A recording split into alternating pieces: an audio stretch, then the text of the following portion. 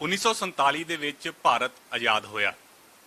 ਸਾਰਿਆਂ ਨੇ ਬਹੁਤ ਖੁਸ਼ੀ ਮਨਾਈ, ਪਰ ਇੱਕ ਪਾਸੇ ਮਾਤਮ ਸੀ ਕਿਉਂਕਿ ਭਾਰਤ ਅਤੇ ਪਾਕਿਸਤਾਨ ਦੀ ਉਸ ਦੌਰਾਨ ਵੰਡ ਵੀ ਹੋਈ ਤਾਂ ਵੰਡ ਦੇ ਵਿੱਚ ਸਭ ਤੋਂ ਵੱਧ ਪਿੱਛੇ ਪੰਜਾਬੀ ਭਰਾ ਜੋ ਪਾਕਿਸਤਾਨ ਤੋਂ ਇੰਡੀਆ ਆਏ, ਪੰਜਾਬ ਆਏ, ਉਹਨਾਂ ਦੀ ਦੁੱਖ ਭਰੀ ਕਹਾਣੀਆਂ ਤੁਸੀਂ ਬਹੁਤ ਸਾਰੀਆਂ ਸੁਣੀਆਂ ਹੋਣਗੀਆਂ।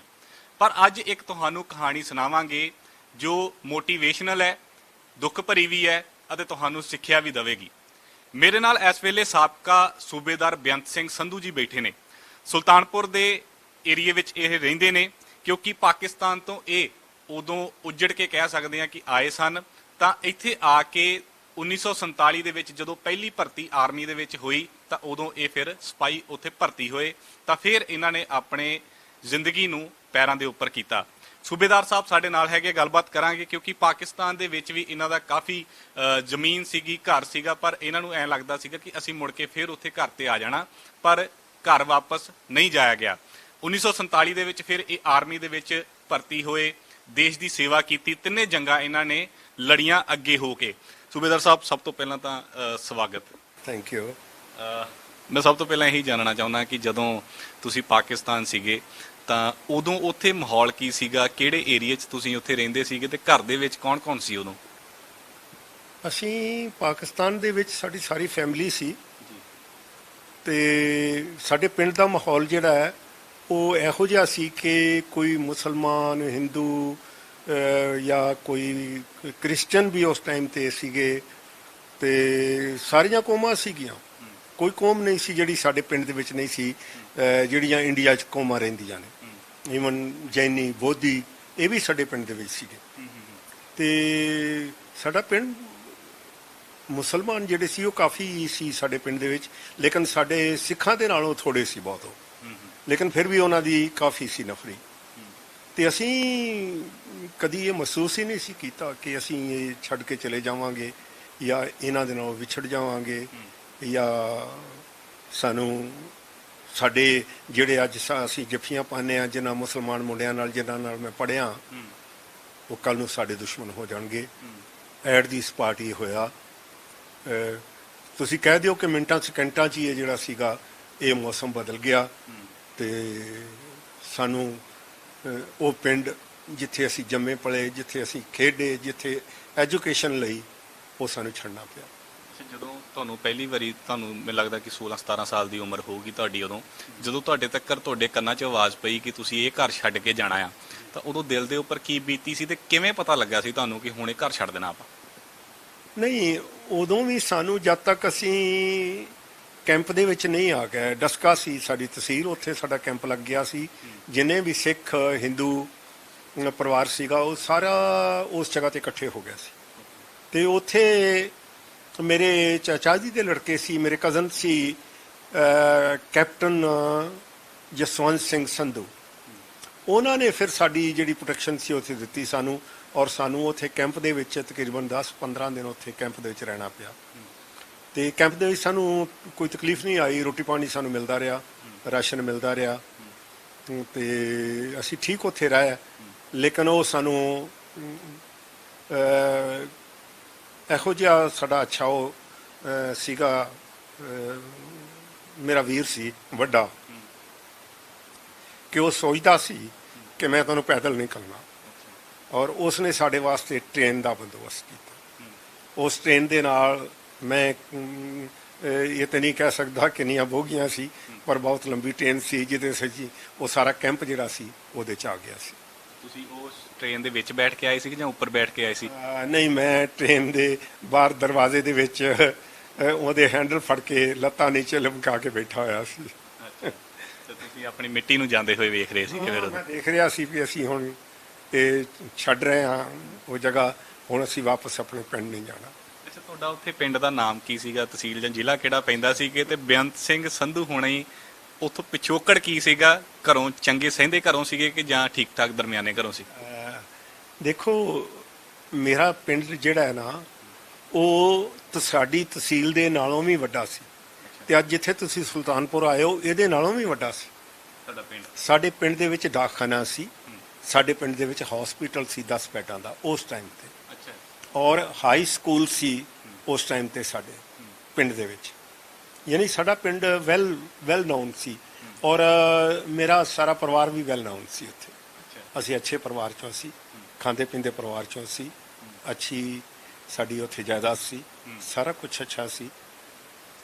ਤੇ ਮੇਰੇ ਪਿੰਡ ਦਾ ਹੁਣ ਮੈਂ ਤੁਹਾਨੂੰ ਦੱਸਾਂ ਕਿ ਮੇਰੇ ਪਿੰਡ ਦਾ, ਜੇ ਤੁਸੀਂ ਕਿਸੇ ਨੇ ਮੇਰਾ ਪਿੰਡ ਵੇਖਣਾ ਹੋਵੇ ਤੇ ਉੱਥੇ ਮੇਰਾ ਇੱਕ ਹਾਣੀ ਹੈ ਜਿਹੜਾ ਮੈਂ ਉਹਦਾ ਨਾਂ ਨਹੀਂ ਜਾਣਦਾ, ਜਿਹੜਾ ਕਿ ਤੁਹਾਨੂੰ ਦੱਸ ਰਿਹਾ ਕਿ ਇੱਥੇ ਸੰਧੂ ਜੱਟ ਰਹਿੰਦੇ ਸੀ। ਤੇ ਉਹ ਤੁਸੀਂ ਹੁਣ ਵੀ ਕੱਢ ਕੇ ਦੇਖ ਸਕਦੇ ਹੋ, ਉਹ ਆਪਣੇ WhatsApp ਤੇ ਕੱਢ ਕੇ ਦੇਖ ਲਓ। ਉਹ ਮੈਂ ਤੁਹਾਨੂੰ ਦੱਸਣ ਲੱਗਾ। ਮੇਰਾ ਪਿੰਡ ਦਾ ਨਾਂ ਸੀ ਵਡਾਲਾ ਸੰਧੂਆ, ਤਹਿਸੀਲ ਡਸਕਾ, ਜ਼ਿਲ੍ਹਾ ਸਿਆਲਕੋਟ ਔਰ ਪਾਕਿਸਤਾਨ। ਇਹ ਤੁਸੀਂ ਅਗਰ ਆਪਣੇ WhatsApp ਤੇ ਕੱਢ ਕੇ ਦੇਖੋਗੇ ਤੇ ਤੁਹਾਨੂੰ ਉਹ ਮੇਰੇ ਪਿੰਡ ਦਾ ਸਾਰਾ ਕੁਝ ਮਿਲੇਗਾ। ਮੇਰੇ ਬਾਬੇ ਦੀ ਸਰਾਂ, ਬਾਬਾ ਬਘੇਲ ਸਿੰਘ ਸੀ ਮੇਰਾ ਵੱਡਾ ਹੋਇਆ, ਉਹਦੀ ਸਰਾਂ ਮਿਲੇਗੀ। ਜਿਸ ਦਰਵਾਜ਼ੇ ਦੇ ਵਿੱਚੋਂ 3 ਹਾਥੀ ਬਰਾਬਰ ਲੰਘ ਜਾਂਦੇ ਸੀ, ਐਡਾ ਦਰਵਾਜ਼ਾ ਸੀ। ਅੱਜ ਵੀ ਤੁਸੀਂ WhatsApp ਤੇ ਉਹ ਦੇਖ ਸਕਦੇ ਹੋ। ਸੋ ਮੈਂ ਉਸ ਪਰਿਵਾਰ ਦੇ ਵਿੱਚੋਂ ਹਾਂ ਜਿਹਨੂੰ ਮੈਂ ਕਹਿ ਸਕਦਾ ਕਿ ਮੈਂ ਰਾਇਲ ਪਰਿਵਾਰ ਚੋਂ ਹਾਂ।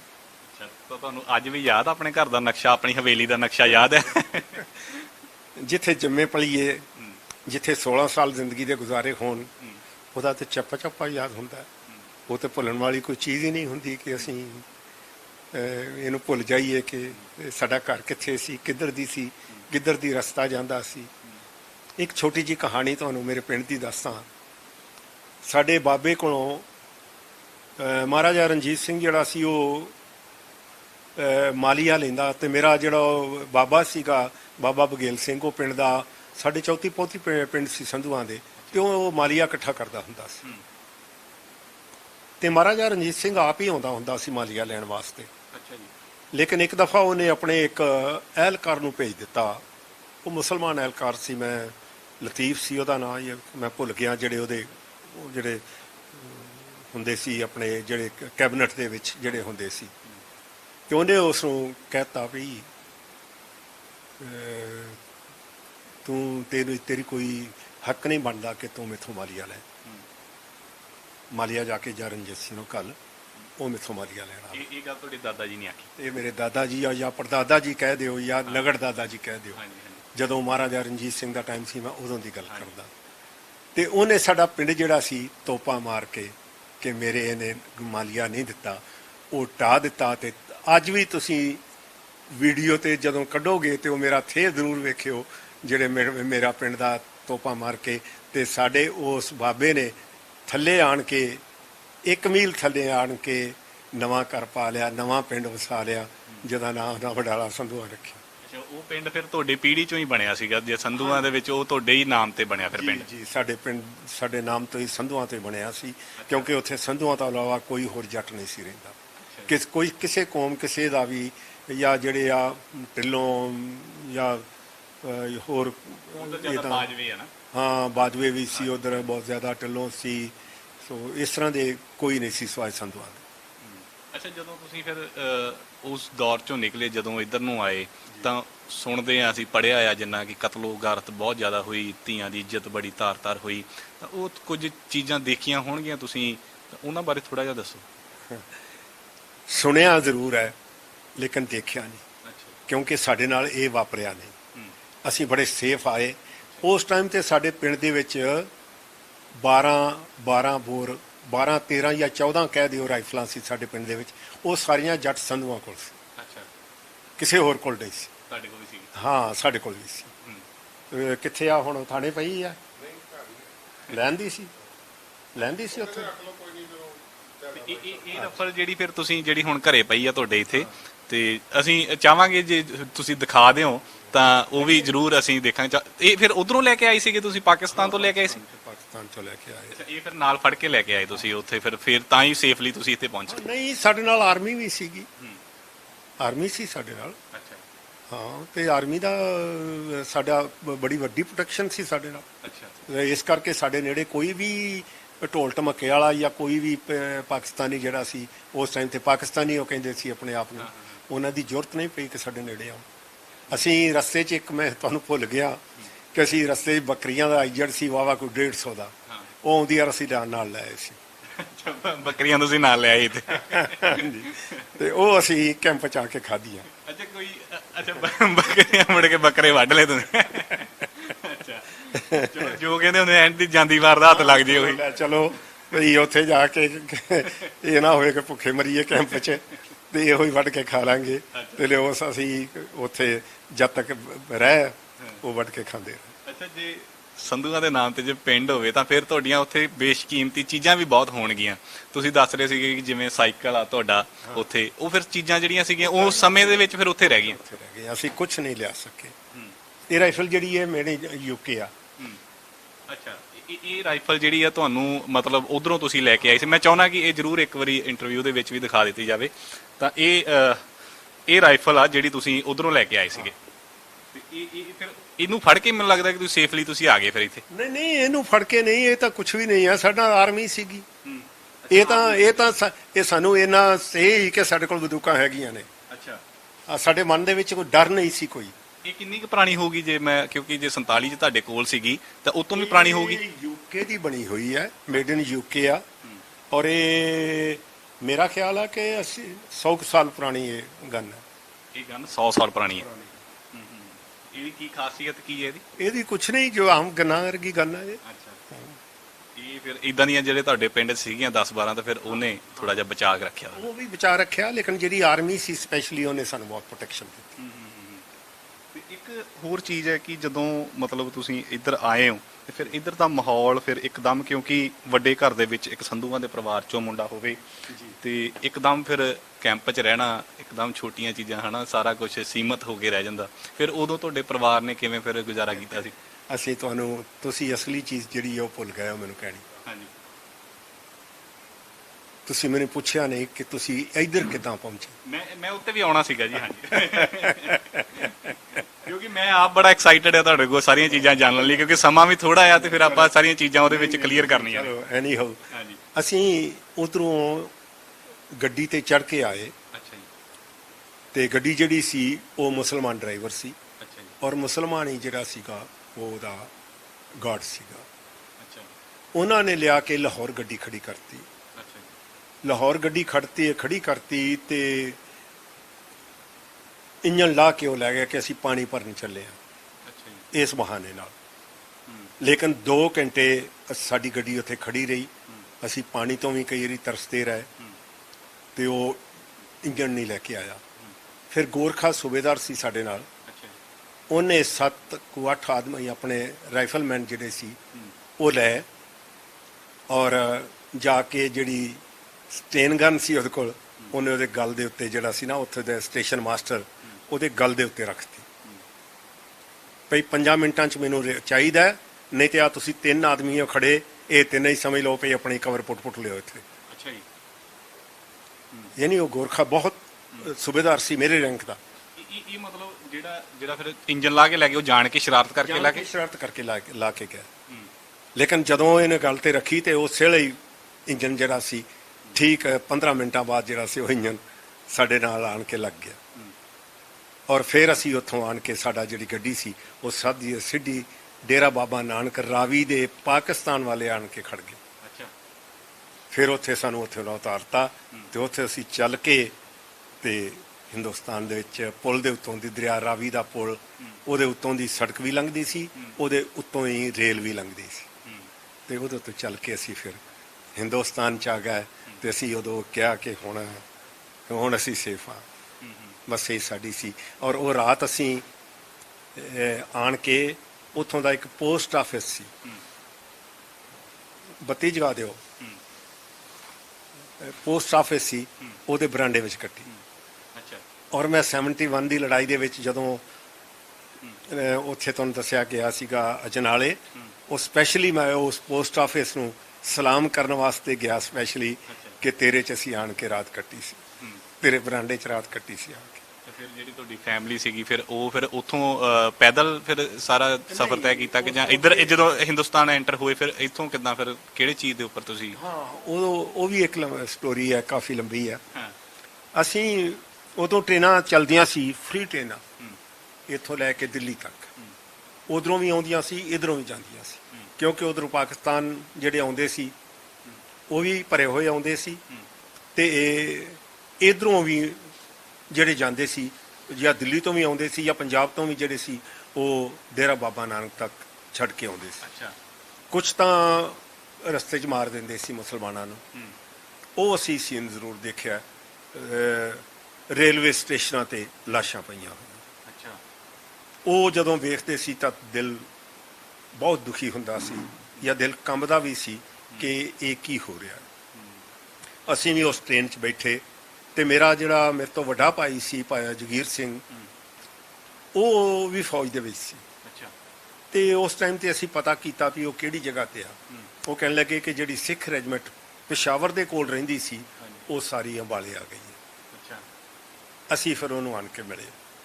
ਉਹਨੇ ਫਿਰ ਸਾਨੂੰ ਪਿੰਡ ਮਛੌਂਡਾ ਇੱਕ ਅੰਬਾਲੇ ਦੇ ਵਿੱਚ, ਅੰਬਾਲੇ ਤੋਂ ਕੋਈ 10 ਕਿਲੋਮੀਟਰ ਤੇ ਆ, ਉੱਥੇ ਸਾਨੂੰ ਉਹਨੇ ਭੇਜ ਦਿੱਤਾ। ਔਰ ਮੈਂ ਉਹਨਾਂ ਪਿੰਡ ਵਾਲਿਆਂ ਨੂੰ ਵੀ ਨਮਸਕਾਰ ਕਰਦਾ ਜਿਨ੍ਹਾਂ ਸਾਨੂੰ ਉੱਥੇ ਸਾਂਭਿਆ। ਉਹਨਾਂ ਸਾਨੂੰ ਘਰ ਦਿੱਤਾ ਰਹਿਣ ਵਾਸਤੇ ਕਿ ਸਾਨੂੰ ਕਹਿੰਦੇ ਇਹ ਫਨਾਹਗੀਰ ਨੇ। ਉਹ ਲੋਕ ਸਾਨੂੰ ਕਹਿੰਦੇ ਸੀ ਇਹ ਫਨਾਹਗੀਰ ਨੇ, ਇਹਨਾਂ ਦੀ ਮਦਦ ਕਰੋ। ਸਾਨੂੰ ਕਣਕ ਦੇ ਪੜੋਲੇ ਵੀ ਭਰ ਕੇ ਦਿੱਤੇ, ਸਾਨੂੰ ਰਹਿਣ ਵਾਸਤੇ ਜਗ੍ਹਾ ਵੀ ਦਿੱਤੀ ਔਰ ਹੋਰ ਵੀ ਜੋ ਉਹਨਾਂ ਤੋਂ ਮਦਦ ਹੋ ਸਕਦੀ ਸੀ ਉਹ ਪਿੰਡ ਵਾਲਿਆਂ ਸਾਡੀ ਕੀਤੀ, ਇਹ ਜਾਣ ਕੇ ਕਿ ਇਹ ਫਨਾਹਗੀਰ। ਉੱਥੇ ਫਿਰ ਅਸੀਂ ਰਹੇ। ਉੱਥੋਂ ਬਾਅਦ ਫਿਰ ਮੇਰਾ ਵੱਡਾ ਭਾਈ ਸੀ ਇਸ ਤੋਂ, ਸਰਦਾਰ ਮੰਗਲ ਸਿੰਘ, ਉਹ ਵੀ ਪੁਲਿਸ ਦੇ ਵਿੱਚ ਸੀਗਾ। ਉਹਨੇ ਫਿਰ ਪਤਾ ਕੀਤਾ ਚਾਰ ਚੁਫੇਰਿਓਂ ਕਿ ਸਾਡੀ ਜ਼ਮੀਨ ਜਿਹੜੀ ਉਹ ਕਿੱਥੇ ਪਈ ਹੈ। ਅਸੀਂ ਉੱਥੇ ਤਕਰੀਬਨ 2 ਸਾਲ ਰਹੇ। 2 ਸਾਲ ਤੋਂ ਬਾਅਦ ਫਿਰ ਸਾਨੂੰ ਇੱਥੇ ਅਸੀਂ ਆਪਣਾ ਉੱਥੋਂ ਮਛੌਂਡੇ ਪਿੰਡ ਤੋਂ ਇੱਥੇ ਆਏ। ਇੱਥੇ ਆਣ ਕੇ ਫਿਰ ਸਾਨੂੰ ਕੱਚਾ ਘਰ ਸੀ ਉਹ ਜਿਹੜਾ ਪੁਰਾਣਾ ਤੁਸੀਂ ਮੇਰਾ ਦੇਖ ਕੇ ਆਏ ਜੇ, ਉਹਨੂੰ ਮੈਂ ਪੱਕਿਆਂ ਕੀਤਾ। ਫਿਰ ਆਪਣੀ ਇੱਥੇ ਪੱਕਿਆਂ ਕੀਤਾ ਆ, ਲੇਕਿਨ ਕੱਚਾ ਸੀਗਾ। ਟਾਹਲੀ ਦੇ ਐਡੇ ਸ਼ਤੀਰ ਸੀ ਮੋਟੇ ਮੋਟੇ ਉਹਦੇ ਤੇ, ਉਹਦੀਆਂ ਅਸੀਂ ਚਰਾ ਕੇ ਫਿਰ ਚੁਗਾਠਾਂ ਬਣਾਈਆਂ, ਬਣਾ ਕੇ ਇਸ ਜਿਹੜਾ ਹੁਣ ਘਰ ਹੈ ਪੁਰਾਣਾ ਮੇਰਾ ਉਹਦੇ ਵਿੱਚ ਲਾਈਆਂ। ਉਹਦੇ ਹੀ ਸਾਰਾ ਕੁਝ ਉਸ ਰਹਿਣ ਲਈ ਉਹਦੇ 'ਚ ਅਜੇ ਤੱਕ ਮੇਰਾ ਏਸੀ ਪੁਰਾਣਾ ਲੱਗਾ ਹੋਇਆ ਹੈ। ਥੋੜਾ ਜਿਹਾ ਆਪਾਂ ਫਿਰ ਅਗਲੇ ਪੜਾਅ ਵੱਲ ਆਉਂਦੇ ਆ ਕਿ ਜਦੋਂ 47 ਦੇ ਵਿੱਚ ਮੈਨੂੰ ਲੱਗਦਾ ਕਿ ਲਗਭਗ ਪਹਿਲੀ ਭਰਤੀ ਹੋਊਗੀ ਜਿਹਦੇ ਵਿੱਚ ਤੁਸੀਂ ਫਿਰ ਇੱਕ ਸਿਪਾਹੀ ਭਰਤੀ ਹੋਏ। ਉਹ ਥੋੜਾ ਜਿਹਾ ਦੱਸੋ ਕਿ ਉਹ ਕਿਵੇਂ ਸਿਪਾਹੀ ਭਰਤੀ ਹੋਏ, ਕਿਉਂਕਿ ਕਈ ਲੋਕ ਤਾਂ ਕਹਿੰਦੇ ਵੀ ਅਜੇ ਤੱਕ ਵੀ ਉੱਠ ਨਹੀਂ ਪਾ ਰਹੇ ਜਿਹੜੇ ਉੱਜੜ ਕੇ ਉਧਰੋਂ ਆਏ ਸੀਗੇ, ਤਾਂ ਤੁਸੀਂ ਨਾਲ ਦੀ ਨਾਲ ਹੀ ਭਰਤੀ ਹੋ ਗਏ ਸੀ, ਉਹ ਕਿਵੇਂ? ਮੈਂ ਤੁਹਾਨੂੰ ਅੱਗੇ ਵੀ ਦੱਸ ਚੁੱਕਾ ਕਿ ਮੈਂ ਪਿੰਡ ਦੇ ਸਕੂਲ ਦੀ ਟੀਮ ਇੱਕ ਹਾਕੀ ਟੀਮ ਦਾ ਕਪਤਾਨ ਸੀ। ਅੱਛਾ ਜੀ। ਤੇ ਮੈਨੂੰ ਪਤਾ ਲੱਗਾ ਵੀ ਇਹ ਸਿੱਖ ਰੈਜੀਮੈਂਟ ਜਿਹੜੀ ਇਹ ਹਾਕੀ ਨੂੰ ਬਹੁਤ ਪਿਆਰ ਕਰਦੀ ਹੈ ਤੇ ਸਿੱਖ ਰੈਜੀਮੈਂਟ ਦੀ ਹਾਕੀ ਦੀ ਅਜੇ ਤੱਕ ਵੀ ਇੰਡੀਆ ਦੇ ਵਿੱਚ ਨਾ ਹੈ। ਹਾਂਜੀ। ਤੇ ਮੈਂ ਸੋਚਿਆ ਕਿ ਹੁਣ ਰੋਟੀ ਦਾ ਤੇ ਕੋਈ ਗੁਜ਼ਾਰਾ ਨਹੀਂ ਹੈ। ਸਾਡੇ ਕੋਲ ਵੈਲਿਊਏਬਲ ਥੋੜਾ ਸੋਨਾ ਸੀ, ਕੁਝ 4 ਪੈਸੇ ਵੀ ਸੀ, ਉਹ ਕਿੰਨੇ ਕੁ ਚਿਰ ਚੱਲਦੇ ਸਾਡੇ ਕੋਲ। ਤੇ ਮੈਂ ਖੁਦ ਟਰਾਈ ਕੀਤੀ। ਮੈਂ ਉੱਥੇ ਗਿਆ ਆਪਣੇ ਸਿੱਖ ਰੈਜੀਮੈਂਟ ਦੇ ਵਿੱਚ, ਮੇਰੇ ਭਾਈ ਸਾਹਿਬ ਵੀ ਉੱਥੇ ਹੀ ਸੀ। ਤੇ ਉਹ ਮੈਨੂੰ ਕਹਿਣ ਲੱਗੇ ਕਿ ਇੱਥੇ ਇੱਕ ਓਲੰਪੀਅਨ ਜਰਨੈਲ ਸਿੰਘ ਹੈ ਜਿਹੜਾ ਜਰਮਨ ਖੇਲ ਕੇ ਆਇਆ, ਤੂੰ ਉਹਨੂੰ ਮਿਲ ਜਾ ਕੇ। ਮੈਂ ਉਸ ਟਾਈਮ ਤੇ ਹੌਲਦਾਰ ਸੀ ਤੇ ਮੈਂ ਉਹਨੂੰ ਜਾ ਕੇ ਮਿਲਿਆ ਤੇ ਮੈਂ ਕਿਹਾ ਮੈਂ ਇਸ ਤਰ੍ਹਾਂ ਹਾਕੀ ਦਾ ਪਲੇਅਰ ਸੀ, ਪਾਕਿਸਤਾਨ ਦੇ ਵਿੱਚ ਟੀਮ ਦਾ ਕਪਤਾਨ ਵੀ ਸੀ ਤੇ ਸਿਆਲਕੋਟ ਅਸੀਂ ਹਾਕੀ ਖੇਲਣ ਜਾਂਦੇ ਰਹੇ ਹਾਂ। ਉੱਥੇ ਵੀ ਇੱਕ ਬਾਬੇ ਦੀ ਬੇਰ ਗੁਰਦੁਆਰਾ ਹੈ, ਉੱਥੇ ਅਸੀਂ ਰਹਿੰਦੇ ਸੀ ਸਾਰੇ। ਉਹਨੇ ਮੇਰਾ ਕਮਾਂਡਿੰਗ ਅਫਸਰ ਸੀ ਜਿਹੜਾ ਸਿੱਖ ਰੈਜੀਮੈਂਟ ਦਾ, ਉਹਦੇ ਨਾਲ ਗੱਲ ਕੀਤੀ ਕਿ ਇੱਕ ਮੁੰਡਾ ਹੈ ਤੇ ਉਹ ਕਹਿੰਦਾ ਮੈਂ ਹਾਕੀ ਖੇਲਦਾ ਆਇਆ ਤੇ ਸਾਨੂੰ ਜ਼ਰੂਰਤ ਹੈ ਟੀਮ ਦੇ ਵਿੱਚ ਕੋਈ ਨਵੇਂ ਮੁੰਡੇ ਆਉਣ ਤੇ ਅਸੀਂ ਟ੍ਰੇਨ ਕਰੀਏ। ਕਹਿੰਦਾ ਉਹਨੂੰ ਕਹੋ ਸ਼ਾਮ ਨੂੰ। ਮੈਨੂੰ ਉਹਨੇ ਕਿਹਾ ਵੀ ਤੁਸੀਂ ਗਰਾਊਂਡ 'ਚ ਆ ਜਾਓ। ਮੈਂ ਸ਼ਾਮ ਨੂੰ ਗਰਾਊਂਡ 'ਚ ਚਲਾ ਗਿਆ, ਹਾਕੀ ਲੈ ਕੇ ਨਿੱਕਰ ਨੁੱਕਰ ਪਾ ਕੇ ਜੋ ਵੀ ਮੇਰੇ ਕੋਲ ਸੀਗਾ। ਤੇ ਮੈਂ ਉੱਥੇ ਉਹ ਜਿਹੜੇ ਵੱਡੇ ਸੀ ਨਾ ਉਹਨਾਂ ਦੇ ਪਲੇਅਰ ਜਿਹੜੇ ਸੀ, ਹਾਂ ਪਹਿਲਾਂ ਸੀ, ਉਹਨਾਂ ਨੂੰ ਡਾਜ ਮਾਰਤਾ। ਉਹ ਕਹਿੰਦਾ ਇਹਨੂੰ ਭਰਤੀ ਕਰ ਲਓ, ਇਹ ਭੱਜ ਨਾ ਜਾਏ। ਇਹਨੂੰ ਹੁਣੇ ਫੜ ਲਓ। ਦੀ ਵਰਲਡ ਆਫ ਮਾਈ ਕਮਾਂਡਿੰਗ ਅਫਸਰ। ਅੱਛਾ ਜੀ। ਉਹ ਕਹਿੰਦਾ ਇਹ ਭੱਜ ਨਾ ਜਾਏ। ਤੇ ਮੈਂ ਆਪਣੇ ਮਨ 'ਚ ਸੋਚਦਾ ਸੀ ਕਿ ਮੈਂ ਤਾਂ ਰੋਟੀ ਲੈਣ ਆਇਆ, ਤੁਸੀਂ ਕਹਿੰਦੇ ਹੋ ਭੱਜ ਨਾ ਜਾਏ। ਤੇ ਮੇਰਾ ਮਨ ਭਰ ਆਇਆ। ਸੋ ਇਹੋ ਜਿਹਾ ਇਸ ਤਰ੍ਹਾਂ ਮੇਰੀ ਉਹਨਾਂ ਫਿਰ ਮੈਨੂੰ ਭਰਤੀ ਕਰ ਲਿਆ ਤੇ ਮੈਂ ਇਸ ਤਰ੍ਹਾਂ ਚੱਲਦਾ ਆਇਆ। ਫਿਰ ਉਸ ਤੋਂ ਬਾਅਦ ਮੈਨੂੰ ਰਿਕਰੂਟੀ ਕੀਤੀ। ਮੈਂ ਰਿਕਰੂਟੀ ਕਰਨ ਤੋਂ ਬਾਅਦ ਫਿਰ ਮੈਂ ਆਪਣੀ ਪਲਟਨ ਜਿਹੜੀ ਸੀ ਉਹਦੇ ਵਿੱਚ ਚਲਾ ਗਿਆ। ਪਲਟਨ 'ਚ ਵੀ ਮੈਂ ਹਾਕੀ ਖੇਲਦਾ ਰਿਹਾ। ਮੇਰੇ ਵਾਸਤੇ ਬੜੀ ਇਹ ਵੱਡੀ ਮਾਣ ਦੀ ਗੱਲ ਹੈ ਕਿ ਮੈਂ ਸਰਦਾਰ ਜਿਨ੍ਹਾਂ ਦੀ ਹੁਣ ਡੈਥ ਹੋਈ ਹੈ, ਸਰਦਾਰਾ ਜਿਹੜੇ ਬਲਬੀਰ ਸਿੰਘ, ਸਰਦਾਰ ਬਲਬੀਰ ਸਿੰਘ, ਬਲਬੀਰ ਸੀਨੀਅਰ ਬਲਬੀਰ ਸਿੰਘ, ਉਹਨਾਂ ਦੇ ਨਾਲ ਮੈਂ ਹਾਕੀ ਖੇਲੀ, ਉਹਨਾਂ ਦੇ ਪਿੰਡ ਸੰਸਾਰਪੁਰ। ਹਾਂ, ਸੰਸਾਰਪੁਰ ਜਲੰਧਰ ਦੇ ਕੋਲ। ਹਾਂ, ਤੇ ਉਹ ਮੈਨੂੰ ਕਹਿੰਦੇ ਹੁੰਦੇ ਸੀ ਮੁੰਡਿਆ ਤੂੰ ਚੰਗੀ ਜਗ੍ਹਾ ਤੇ ਜਾਏਗਾ ਕਿਤੇ। ਅੱਛਾ। ਹਾਂ, ਯਾਨੀ ਉਹਨਾਂ ਦੇ ਨਾਲ ਮੈਂ ਇਹ ਮੇਰੀ ਬਹੁਤ ਵੱਡੀ ਮੇਰੀ ਉਹਨਾਂ ਦੇ ਨਾਲ ਤੁਸੀਂ ਖੇਡੇ ਹੋ ਕਿ ਮੈਂ ਉਹਨਾਂ ਨਾਲ ਹਾਕੀ ਉਹਨਾਂ ਦੇ ਪਿੰਡ ਖੇਲਿਆ ਸੰਸਾਰਪੁਰ, ਸੰਸਾਰਪੁਰ ਦੇ। ਕਿਉਂਕਿ ਸਾਡੀ ਟੀਮ ਉੱਥੇ ਆਰਮੀ ਦੀ ਜਿਹੜੀ ਗਈ ਸੀ ਨਾ, ਹਾਂਜੀ। ਉਸ ਬਿਲਕੁਲ ਸੰਸਾਰਪੁਰ ਦੇ ਨਾਲ ਸੀ। ਛਾਉਣੀ ਜਿਹੜੀ ਹੈ ਬਿਲਕੁਲ ਸੰਸਾਰਪੁਰ ਦੇ ਨਾਲ ਹੈ, ਦੇਖੀ ਹੋਣੀ ਹੈ ਤੁਸੀਂ। ਬਿਲਕੁਲ ਜੀ। ਹਾਂ, ਤੇ ਅਸੀਂ ਉੱਥੇ ਫਿਰ ਉਹਨਾਂ ਨਾਲ ਉਹਨਾਂ ਕਹਿਣਾ ਵੀ ਸ਼ਾਮ ਨੂੰ ਆ ਜਾਇਆ ਕਰੋ, ਪ੍ਰੈਕਟਿਸ ਕਰਿਆ ਕਰੋ ਸਾਡੇ। ਉਸ ਗਰਾਊਂਡ ਨੇ ਤਾਂ ਬਹੁਤ ਵੱਡੇ ਵੱਡੇ ਪਲੇਅਰ ਕੱਢੇ ਆ ਉਸ ਗਰਾਊਂਡ ਨੇ, ਸੰਸਾਰਪੁਰ ਦੀ ਨੇ। ਅੱਛਾ, ਫਿਰ ਇਹ ਹਾਕੀ ਖੇਡਦੇ ਤੁਸੀਂ ਆਰਮੀ ਦੇ ਵੱਲੋਂ, ਇੰਡੀਆ ਟੀਮ ਵੱਲੋਂ ਖੇਡੀ ਤੁਸੀਂ, ਤਾਂ ਫਿਰ ਵੱਖਰੇ ਵੱਖਰੇ ਮੁਲਕਾਂ ਦੇ ਵਿੱਚ ਵੀ ਗਏ ਹੋਵੋਗੇ। ਹੁਣ ਤੱਕ ਕਿਹੜੇ ਕਿਹੜੇ ਮੁਲਕਾਂ ਦੇ ਵਿੱਚ? ਨਹੀਂ, ਮੁਲਕਾਂ 'ਚ ਨਹੀਂ ਗਏ, ਮੁਲਕਾਂ 'ਚ ਮੈਂ ਇਸੇ ਕੰਟਰੀ 'ਚ ਹੀ ਰਿਹਾ। ਕੰਟਰੀਜ਼ ਮੈਂ ਇੰਡੀਆ ਦੀ ਟੀਮ 'ਚ ਨਹੀਂ ਸੀਗਾ, ਹਾਂ, ਤੁਸੀਂ ਮੈਂ ਆਰਮੀ ਦੀ ਟੀਮ ਸੀ। ਤੇ ਇੱਕ ਤੁਸੀਂ ਕਿੱਸਾ ਦੱਸ ਰਹੇ ਸੀ ਕਿ ਪਾਕਿਸਤਾਨ ਜਦੋਂ ਗਏ ਸੀਗੇ, ਤਾਂ ਉਹ ਫਿਰ ਤੁਸੀਂ ਪਿੰਡ ਗਏ ਆਪਣੇ, ਦੇਖਣ ਗਏ ਫਿਰ? ਨਹੀਂ, ਉਹ ਮੈਂ ਤੁਹਾਨੂੰ ਅੱਗੇ ਸ਼ਾਇਦ ਮੈਂ ਐਕਸਪਲੇਨ ਕਰ ਚੁੱਕਾ ਜੀ। ਕਿ ਮੈਂ ਡੀਸੀ ਨੂੰ ਮਿਲਿਆ ਜਾ ਕੇ, ਅੱਛਾ ਜੀ। ਜਦੋਂ ਪਾਕਿਸਤਾਨ 'ਚ ਮੈਨੂੰ ਵੀਜ਼ਾ ਮਿਲ ਗਿਆ, ਤੇ ਮੈਂ ਉਹਨਾਂ ਨੂੰ ਜਾ ਕੇ ਕਿਹਾ ਜੀ ਮੈਂ ਆਪਣਾ ਪਿੰਡ ਵੇਖਣਾ ਚਾਹੁੰਦਾ, ਇੱਥੋਂ ਮੇਰਾ ਪਿੰਡ ਹੈ, ਤੇ ਮੈਂ ਇੱਥੋਂ ਆਪਣੀ ਕਾਰ ਵਗੈਰਾ ਜਾਂ ਗੱਡੀ ਜਿਹੜੀ ਹੈ ਉਹ ਕਰ ਲਊਂਗਾ। ਤੇ ਉਹਨਾਂ ਮੈਨੂੰ ਇਜਾਜ਼ਤ ਨਹੀਂ ਦਿੱਤੀ। ਅੱਛਾ ਜੀ। ਕਹਿੰਦੇ ਤੁਹਾਡਾ ਵੀਜ਼ਾ ਸਿਰਫ ਲਾਹੌਰ ਦੇ ਅੰਦਰ ਹੈ, ਤੇ ਤੁਸੀਂ ਬਾਹਰ ਜਾਓਗੇ ਤੇ ਆਪ ਜ਼ਮਾ ਮਾਰੋ। ਫਿਰ ਮੈਂ ਸੋਚਿਆ ਵੀ ਪਾਕਿਸਤਾਨ ਦੀ ਕੈਦ ਨਾਲ ਤੇ ਮਰ ਜਾਣਾ ਚੰਗਾ ਹੈ, ਪਿੰਡ ਦੇਖਦਾ ਦੇਖਦਾ ਕਿਤੇ ਮੈਨੇ ਫਿਰ ਉਦਾਂ ਨਹੀਂ ਕਦੀ ਦਿਲ ਕੀਤਾ ਕਿ ਯਾਰ ਉੱਥੇ ਹਵੇਲ? ਦਿਲ ਤਾਂ ਕਰਦਾ, ਹੁਣ ਵੀ ਕਰਦਾ। ਹੁਣ ਵੀ ਮੇਰੇ ਕੋਲ ਇੱਕ ਆਇਆ ਸੀਗਾ, ਥੋੜੇ ਦਿਨ ਹੋਏ ਆ, ਕਹਿੰਦਾ ਤੁਸੀਂ ਪਿੰਡ ਜਾਣਾ ਚਾਹੁੰਦੇ ਹੋ ਤਾਂ ਮੈਂ ਤੁਹਾਨੂੰ ਲਿਜਾ ਸਕਦਾ। ਅੱਛਾ। ਫਿਰ ਮੈਂ ਇਹਨਾਂ ਨਾਲ ਗੱਲ ਕੀਤੀ, ਬੱਚਿਆਂ ਨਾਲ, ਰਾਜ ਸਰਬਜੀਤ ਨਾਲ ਵੀ, ਪੋਤੇ ਨਾਲ ਵੀ, ਕਹਿੰਦੇ ਅਸੀਂ ਨਹੀਂ ਜਾਣਾ, ਅਸੀਂ ਪਾਕਿਸਤਾਨ ਦਾ ਵੀਜ਼ਾ ਨਹੀਂ ਲਵਾਉਣਾ ਆਪਣੇ ਸਟੈਂਪ ਤੇ। ਅੱਛਾ। ਕਿਉਂਕਿ ਇੰਗਲੈਂਡ ਵੀ ਜਾਇਆ 2-3 ਦਫਾ, ਹਾਂਜੀ। ਤੇ ਕੈਨੇਡਾ ਵੀ ਇਹ ਜਾਇਆ, ਤੇ ਉਹ ਕਹਿੰਦਾ ਵੀ ਜੇ ਸਾਡੇ ਹੁਣ ਵੀਜ਼ਾ ਲੱਗ ਗਿਆ ਨਾ, ਸਾਨੂੰ ਦੁਬਾਰਾ ਨਹੀਂ ਜਾਣਾ। ਦੁਬਾਰਾ ਨਹੀਂ ਜਾਣਾ। ਇਹ ਬੜੀ ਮਿਹਨਤ, ਪਰ ਤੁਹਾਨੂੰ ਚਾਹੀਦਾ ਸੀ ਤੁਸੀਂ ਜਾ ਆਉਂਦੇ ਇੱਕ ਵਾਰੀ ਵੈਸੇ। ਨਹੀਂ, ਮੈਂ ਇੱਕ ਲਫ਼ਜ਼ ਕਹਿਣਾ ਹੁੰਨਾ, ਜਿਹੋ ਜਿਹਾ ਸੁੱਖ ਛੱਜੂ ਦੇ ਚਬਾਰੇ, ਨਾ ਬਲਖ ਨਾ ਬੁਖਾਰੇ, ਜੋ ਇੱਥੇ ਰਸ ਹੈ ਨਾ, ਉੱਥੇ ਜਾ ਕੇ ਕੀ ਕਰੂੰਗਾ ਮੈਂ? ਅੱਧੀਆਂ ਦਵਾਈਆਂ ਖਾਣਾ, ਅੱਧੀਆਂ ਦਵਾਈਆਂ ਚੱਕ ਕੇ ਕਿੱਥੇ ਲੈ ਕੇ ਜਾਊਂਗਾ ਨਾਲ ਭਾਰਤ ਦੇ ਵਿੱਚ? ਮੇਰੀਆਂ 2 ਬੇਟੀਆਂ ਦੋਨੋਂ ਇੰਗਲੈਂਡ 'ਚ ਨੇ, ਮੇਰੀ ਪੋਤੀ ਇੰਗਲੈਂਡ ਦੇ ਵਿੱਚ ਹੈ, PR ਨੇ ਸਾਰੇ। ਮੇਰਾ ਵੱਡਾ ਬੇਟਾ ਅਮਰੀਕਾ ਦੇ ਵਿੱਚ ਆ, ਹੋਟਲ ਦਾ ਮਾਲਕ ਹੈ। ਅੱਛਾ ਜੀ।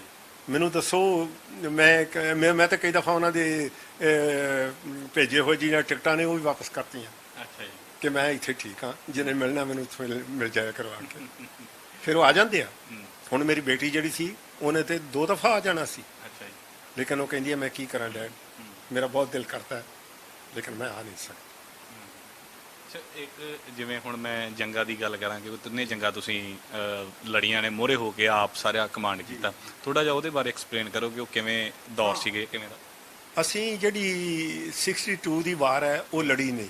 ਅੱਛਾ ਜੀ। 62 ਦੀ ਵਾਰ ਸਾਡੇ ਜਾਂਦਿਆਂ ਨੂੰ ਖਤਮ ਹੋ ਗਈ ਸੀ। ਅੱਛਾ ਜੀ। ਸਾਡੀ ਬਟਾਲੀਅਨ ਉਸ ਟਾਈਮ ਤੇ ਅੰਮ੍ਰਿਤਸਰ ਸੀ, ਤੇ ਸਾਨੂੰ ਉੱਥੋਂ ਜਦੋਂ ਇਹ ਵਾਰ ਸ਼ੁਰੂ ਹੋਈ ਹੈ ਤੇ ਸਾਨੂੰ ਆਰਡਰ ਮਿਲ ਗਿਆ ਕਿ ਤੁਹਾਨੂੰ ਬਾਈ 에ਅਰ ਜਿਹੜਾ ਸਾਨੂੰ ਲਿਫਟ ਕਰਕੇ ਬਾਗ ਡੋਗਰਾ ਸੁੱਟਿਆ ਗਿਆ।